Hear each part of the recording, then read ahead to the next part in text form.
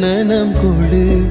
வாடா என் மகனே தந்தை என பதவி கொடு. சிறியவன் தான் உலகின் பார்வையிலே. பெரியவன் தான் உந்தன் கண்களிலே.